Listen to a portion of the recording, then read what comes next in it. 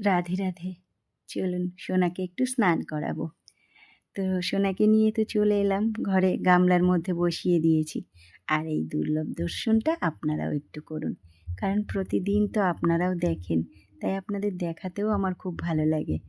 আমি চেষ্টা করি যে আপনাদের প্রত্যেক দিন সোনার নতুন নতুন কিছু দেখাবো, কিন্তু বিশ্বাস করুন আমি পেরে উঠি না। আমার যদিও বা ইচ্ছা থাকে, সেই ইচ্ছাটা আর হয় না, কারণ এক হাতে সব করতে হয়। কাজ করতে করতে না টাইমটা আমার কাছে ফুরিয়ে আসে।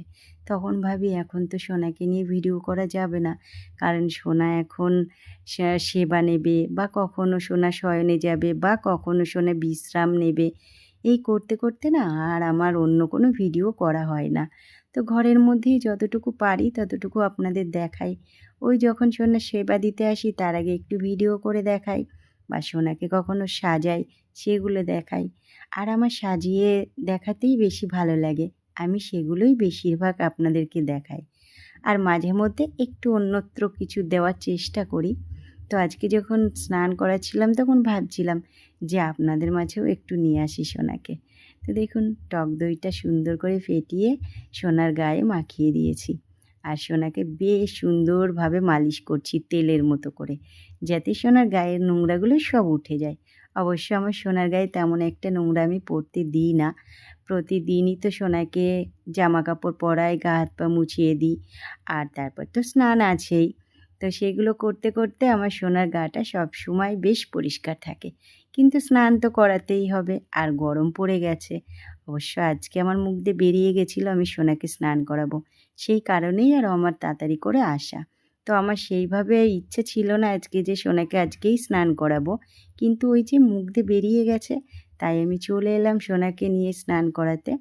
আর আজকে তো স্নান করাতে বসেছি ঘরের মধ্যে, বাইরে নিইনি। কারণ বাইরে নিয়ে গেলে না আশেপাশে যারা আছে গোপাল সোনাকে তো ভীষণ ভালোবাসে, তারা আসে।